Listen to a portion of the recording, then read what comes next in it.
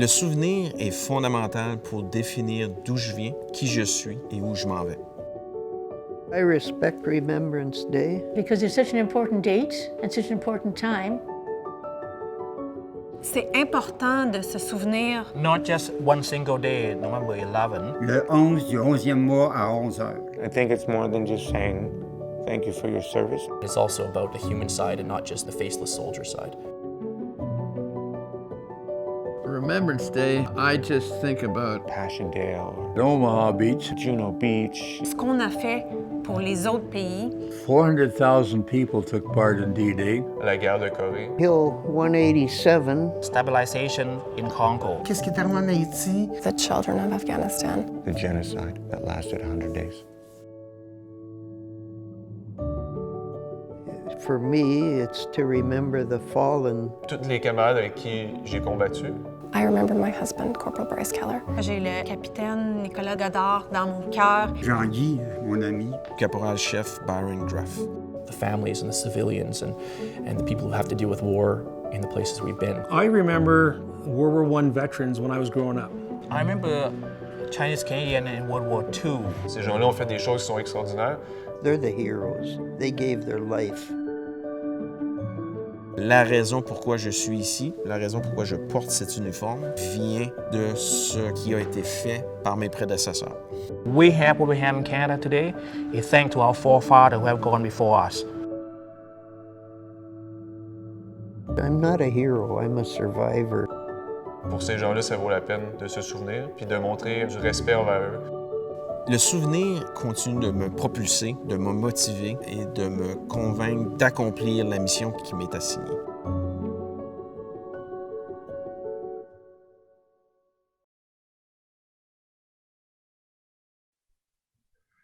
Good morning and welcome. I'm Anthony Wilson-Smith, President and CEO of Historica Canada, and we're proud to be the host of today's event, which brings you Remembrance Day related events from homes and other locations across Canada in this unique, of course, COVID year. We're going to do a short overview of 6 videos that will play back to back to back. I'll give you a description of those and then of what's ahead. And then once those play, we'll return and we'll talk about some of the speakers who are coming after that from our Memory Project, veterans from our military forces. The first, of course, the beginning event will be a rendition of O Canada, which will be performed by the Canadian Children's Opera Company. It's conducted by the award-winning soprano and conductor Terry Dunn. Moving from that, we'll go to the Act of Remembrance. Honorary Lieutenant Colonel Sandra Perron will recite the Act of Remembrance in both official languages, English and French. And then to a playing of the Last Post. Retired Sergeant Anthony Beresford will play the Last Post from his garden in Wasaga Beach, Ontario. We follow that, of course, with the traditional 2 minutes of silence. During that period, you'll see images of the historic battleground of Vimy Ridge, where Canadian forces performed with such valor and distinction more than 100 years ago in World War I. And finally, we'll have the Piper's Lament and Revelry Rouse, which will be performed by the Princess of Wales' own regiment piper Tristan Perry and bugler Lieutenant Kevin Offord, who are playing from the St. George's Cathedral in Kingston, Ontario. So we move now to those performances. I look forward to seeing you when they're done and introducing our next speakers. Thank you.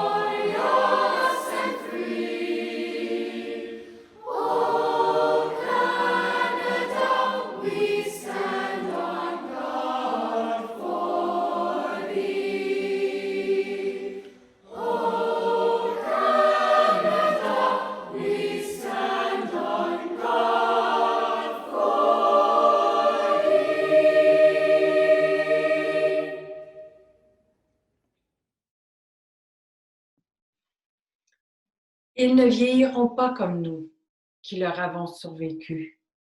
Ils ne connaîtront jamais l'outrage ni le poids des années.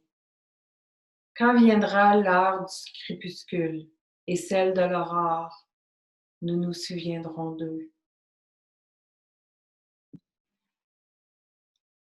They shall grow not old, as we that are left grow old.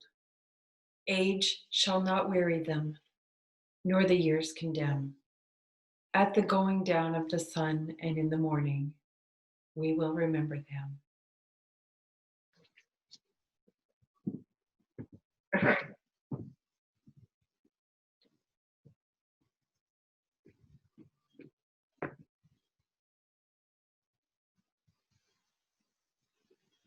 Today I'm a Sergeant retired Tony Beresford, living in Wasaga Beach, and I'm going to play the last post.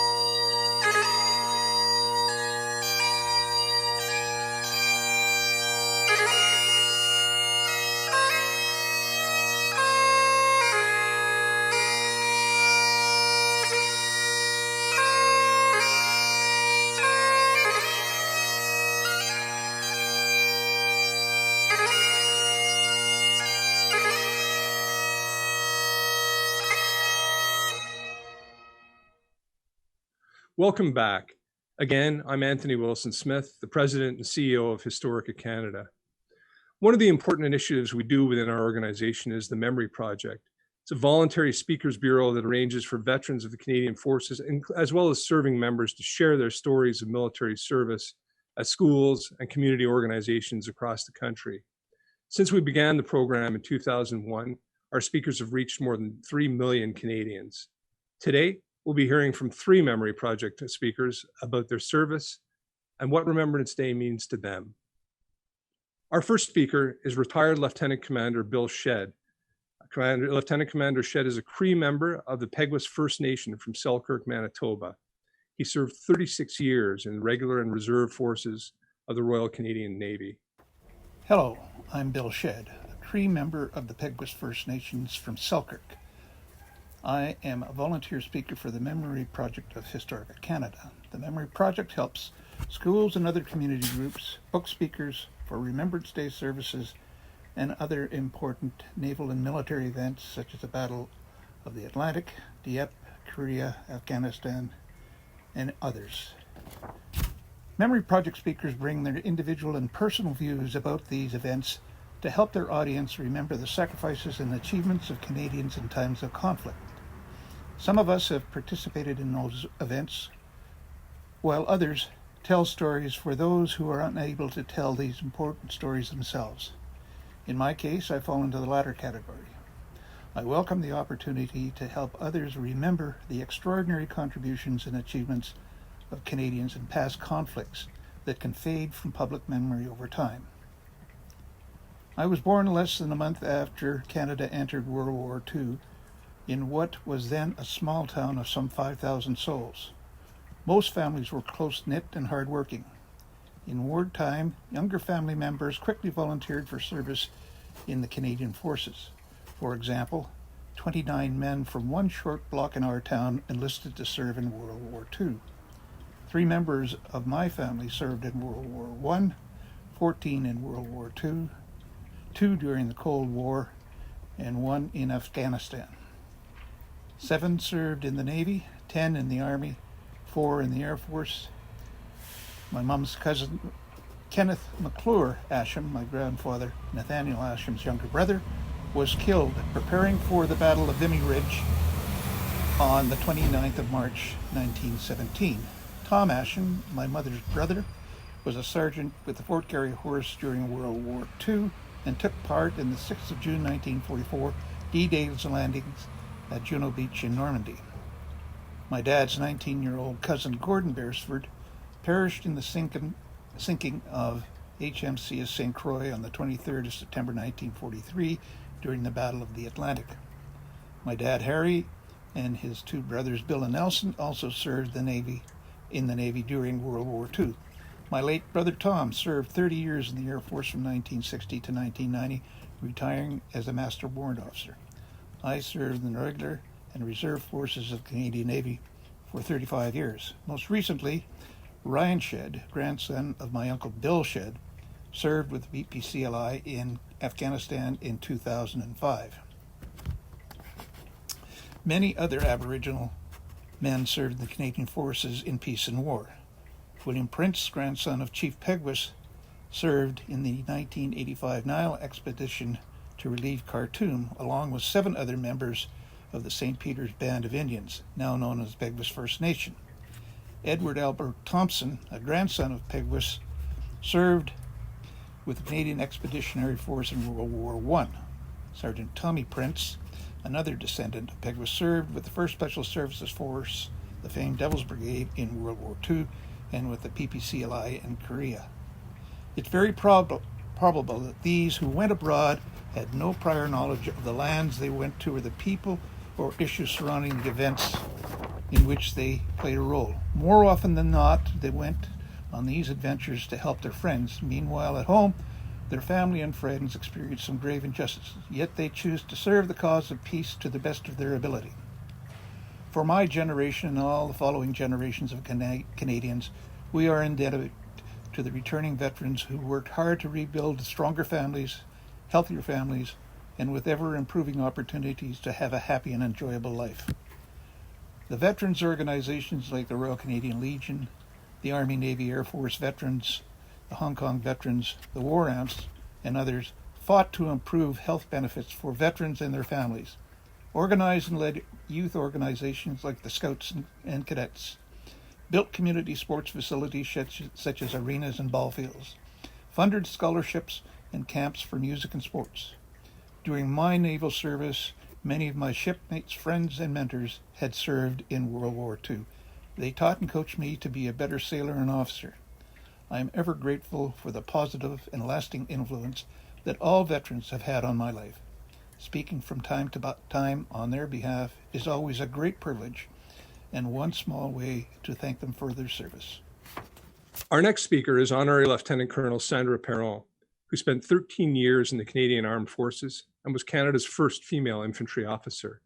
She did 2 tours in the former Yugoslavia, the first in Bosnia as Assistant Operations Officer, and the second one as Anti-Tank Platoon Commander in Croatia. En ce jour du souvenir, j'ai une pensée spéciale pour nos vétérans et vétéranes qui ont servi notre pays et qui ont subi des blessures physiques, mentales, émotionnelles. De par leurs sacrifices ainsi que ceux de leurs familles et leurs proches, ils et elles méritent tout notre respect, notre admiration et notre gratitude. Car grâce à leur vaillance et leur courage, nos droits et libertés font partie de notre quotidien. À un tel point que parfois nous les prenons pour acquis. Aujourd'hui, on prend 2 minutes pour leur exprimer notre plus profonde appréciation.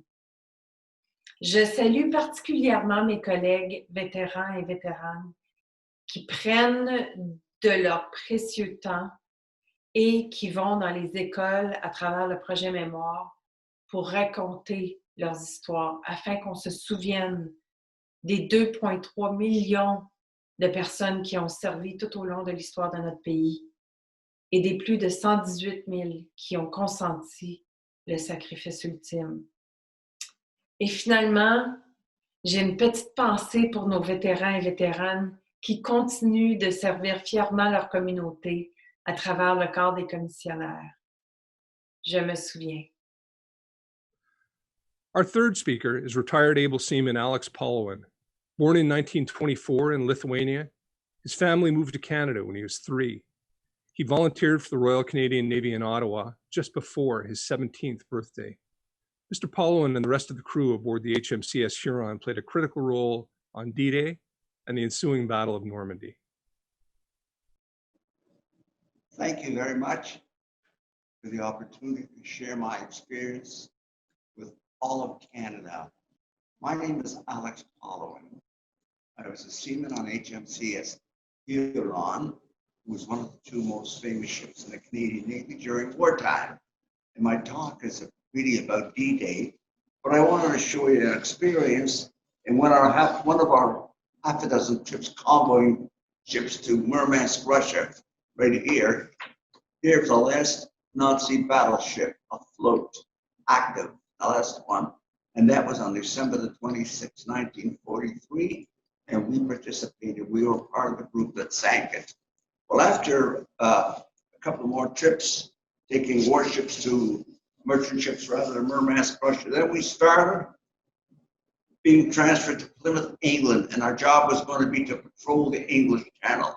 There were 10 of us ships, 4 Canadian warships, 4 British warships, and 2 Polish warships. And we did very, very well. We are very, very lucky. Our job was to prevent the Nazis from shipping goods. And the railroads were bombed continuously and they couldn't move by rail, so they had to come by the channel. One of the ships that was with us was HMCS Athabaskan, which unfortunately was sunk. It was sunk, and many of the crew were taken prisoner of war. Amongst them, there was a Mr. Hurwitz, who was, I believe, up until now, he was age 99. He was the last man standing. Unfortunately, he died a few weeks ago. I spoke to him, a wonderful gentleman, and he was, I believe, the last man standing on the ship HMCS Athabasca. And so it went on. We'd go on night after night doing the hunt for enemy ships. And we were quite fortunate that HMCS Athabasca was the only ship sunk. In that period of time, we put out of commission, sank or put out of commission many ships. The British Admiral said there was 56 altogether for the 10 of us. Now they weren't all sunk. And we went on there, and along came the great event, D-Day. Well, this is a day before D-Day. We set out on the 5th of June, and we knew it was going to be D-Day. Winston Churchill spoke, and he was my lifetime hero. I was a teenager then, and you can imagine. And he let us know that the back of the Nazi has been broken, and we'll go on to win. And it gave me a lot of confidence. And that, as usual, we went out, we left Plymouth, and our skipper, the captain of our ship, recited the Navy prayer, and it went something like this. O Lord, who rulest the ragings of the sea, guard us from the violence of the enemy and the dangers of the sea. Bring us back to the fruits of our land, dear Lord, where we may benefit here and after. Well, you can imagine, after doing that for about 7 months, I really began to believe that a greater power was very, very helpful. And so along came the big day, D-Day, and our job wasn't to go in and bombard the coast and then leave. Our job was to hunt down the last vestiges of the Nazi Navy in the English Channel and stop them from firing at our landing troops, at the barges, and the large ships. We did just that 3 days after D-Day. And we really felt wonderful. D-Day had taken place. We've done a great job until about 2 or 3 months after D-Day, doing the same thing. And we came back. We came back to Canada, and outside of Harbor, before we got to Canada, there was a boat with a band on there. They played marching music all the way in. We were dressed in our best uniforms, and that's the way it was. It was a wonderful, wonderful day to be back in Canada and to be alive. And I like to end my little talk by playing the world's most famous wartime song, William Marlene.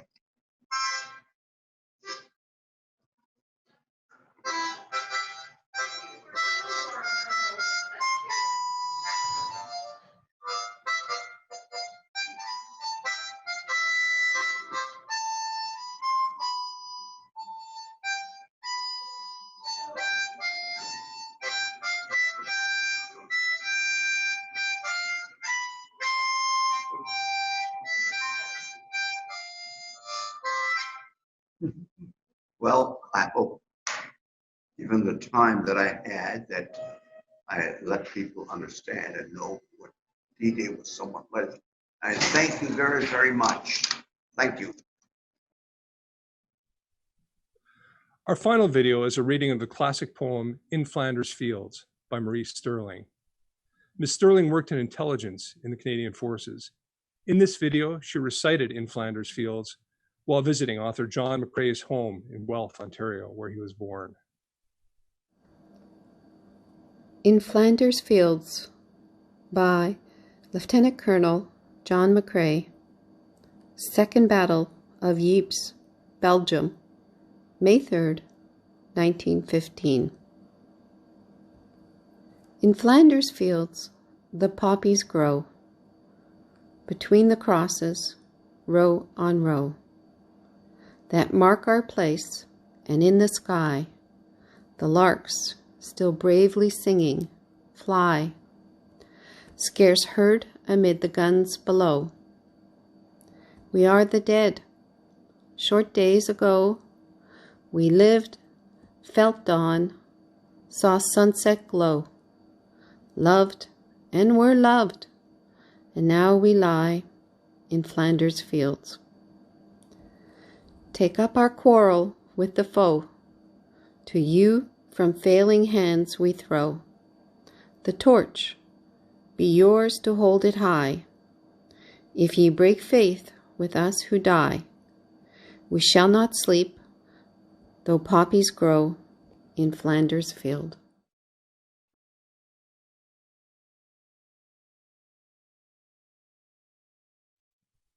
This concludes our schedule of commemoration events for the day, marking the contributions of current and former members of the Canadian military serving our country in peace and during wartime as well.